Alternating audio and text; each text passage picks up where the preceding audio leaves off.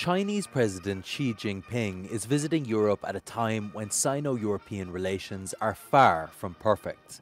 Much is economically and strategically at stake during this highly political tour. After his first stop in France, the Chinese president will travel to Serbia and Hungary, two countries known to be closer to Moscow and Beijing. They're considered Europe's gateway to Beijing's Silk Road infrastructure initiative. Meines Erachtens demonstriert Xi Jinping mit diesen zwei Besuchen in diesen zwei europäischen Hauptstädten, dass aktiv an der Errichtung einer autoritären Achse in der internationalen Politik arbeitet. The war in Ukraine is also an issue. France wants China to encourage Moscow to resolve the conflict in Ukraine and to prevent Beijing from delivering weapons to Russia. While Beijing claims to be neutral towards the war and call for peace, it has never condemned the Russian invasion. Trade between Russia and China has also helped mitigate the impact of economic sanctions against Moscow.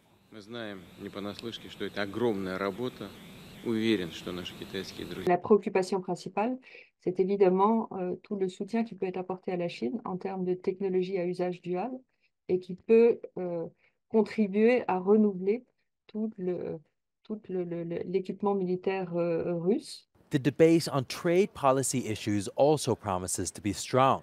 The EU-China trade balance, which has been in deficit for the goods market for several years, peaked in 2022.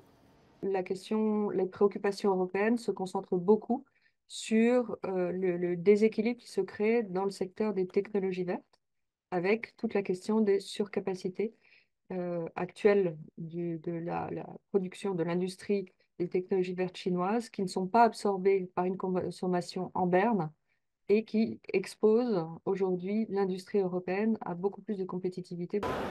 The European Commission launched several investigations into Chinese subsidies to electric cars and solar panels suspected of distorting competition. More than 10,000 people attended the Mother's Day demonstration of Peter Magyar's new party, Tisza, in Debrecen, eastern Hungary, on Sunday afternoon. Those hoping for a new political beginning came from all over Hungary for an opposition demonstration in a city that has been the stronghold of the governing Fidesz party for decades. Tehát szerintem a legfőháborító Magyarországon az a korrupció, az, hogy elfoglalják ezt az egész államot, tulajdonképpen úgy állítják be ezt az egészet, minthogyha ez az ország, hogy mondjam, nem tudna tovább élni, stb., hogyha nem a Fidesz lenne. Magyar presented the candidates of his party for the European elections scheduled for June. On the war in Ukraine, he called Russian President Vladimir Putin the aggressor.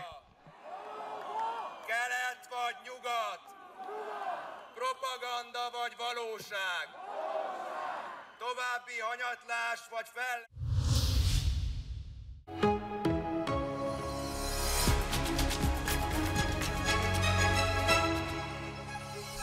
My name is Francie Gorman. I'm president of the Irish Farmers Association. If I was elected an MEP, my three key priorities would be a properly funded, food-focused CAP, acknowledgement of the things that we do on farm and the role that we're going to play in saving our environment, and thirdly, proper engagement from policymakers with farmers to ensure that we get policies put in place that are workable at farm level.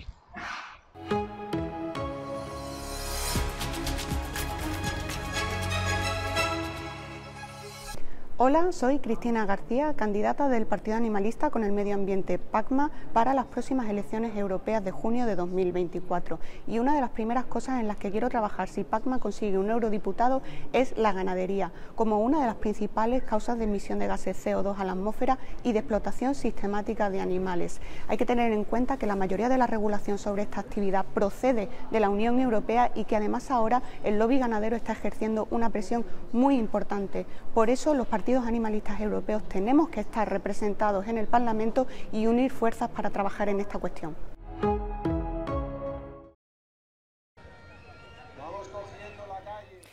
The European far right in Valencia is aiming to win over the farming industry's support in the upcoming June elections. A new Spanish grassroots platform called 6F joins a dozen other European agricultural associations calling for an end to the Green Deal, protection of the European internal market, and slashing free trade agreements with third countries. Todo aquel que lleve el pin de la 2030 es el enemigo del campo. Although 6F is an independent movement, some of its organisers are figures close to the far right. However, the new pan-European agricultural platform will not ask for votes for a specific party. What we have done is we made enormous posters and banners, and we put the logos of the parties who did very bad things for farmers and for our Dutch citizens, and we put a red cross in it, and people understood. New candidates will fight the hard-right party Vox for the rural vote, with the main agricultural platforms not directly contesting the elections. Quizá hayan aprendido del movimiento de los chalecos amarillos francés, que en 2019 presentó dos candidaturas a las elecciones europeas y no logró el 1% suficiente para lograr representación. The SOS Rural Platform, which encompasses more than 500 organisations from the primary sector, has chosen to try to influence political parties to include their demands in their electoral programs. Nosotros, desde nuestro punto de vista, creemos que con un diputado, dos diputados o tres diputados, la capacidad de influencia es bastante limitada. Necesitamos influir en los grandes grupos políticos de Europa, llámese el Grupo Popular o el Grupo Socialista, para intentar cambiar las políticas en Europa. Despite its similarities with Vox, SOS Rural seems to have distanced itself from the more conservative ideas of the Spanish far-right party. However, EU agricultural policy protests benefit Vox, according to analysis. So who will conquer the 700,000 Spanish farmers? Their vote will be decisive in the upcoming European elections. More than 2/3 of 705 MEPs have paid part-time jobs, from which they earn a total of more than €8.6 million a year. New research published by Transparency International assessed the finances of MEPs working second jobs. Topping the list is a Lithuanian MP who declared €3 million per year working for a real estate company. He is followed by a French and then a Hungarian politician, then by the president of the European People's Party, Manfred Weber.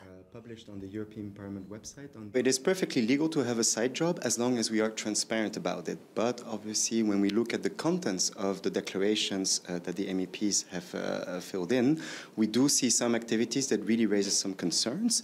Activities, for example, involving a multinational company while they themselves were in charge of drafting legislation that might affect that company.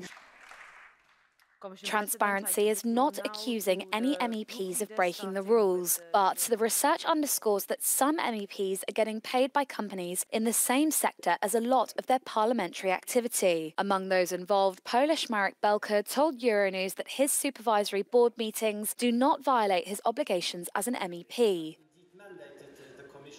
Transparency says potential conflicts of interest must be investigated, especially given the influence scandals that have taken place in Brussels in the past. As we see today in the European elections, one of the key themes is about foreign interference, and we know that theoretically, according to the rules today, you are perfectly allowed to receive money maybe from a third country government or have an activity as long as you are transparent about it. And so what we advocate is a banning of these side activities. Stricter rules in European Parliament mean MEPs are now required to publish more detailed information about their finances. The Israeli army has told Palestinians to begin evacuating eastern Rafah. The Israeli Defense Force statement signals a ground invasion into the southern Gazan city is imminent, with civilians told to move to Mawasi, a coastal Israeli-declared humanitarian area. It comes as Hamas attacked Karem Shalom, Israel's main crossing for delivering assistance, on Sunday, reportedly killing 3 IDF soldiers. Today, we again confront enemies bent on our destruction. I say to the leaders of the world, no amount of pressure, no decision by any international forum will stop Israel from defending itself. Prime Minister Benjamin Netanyahu has faced pressure from within his coalition government to eliminate the Hamas battalions Israel says are sheltering in Rafah. But those plans have been met with a barrage of criticism from human rights groups and world leaders, including Israel's staunchest ally, the United States. The World Health Organization warned earlier this week that a Rafah ground invasion would be a bloodbath. This is because around 1.4 million civilians, more than half of Gaza's population, are sheltering in Rafah, with those moving to the safe zone designated city to escape fighting elsewhere in the Strip. Meanwhile, another round of truce talks between Israel and Hamas ended in Cairo without an agreement. אנחנו מזהים סימנים מדאיגים שהחמאס למעשה לא מתכוון ללכת לשום מתווה הסכמי איתנו. המשמעות של זה פעולה ברפיח ובכל רצועת עזה בזמן הקרוב ביותר. The latest deal involves a 40-day suspension of hostilities and an exchange of Israeli hostages for Palestinian prisoners. But Hamas wants a permanent ceasefire and accused Netanyahu of sabotaging talks in a bid to continue the military operation. Euronews. The news.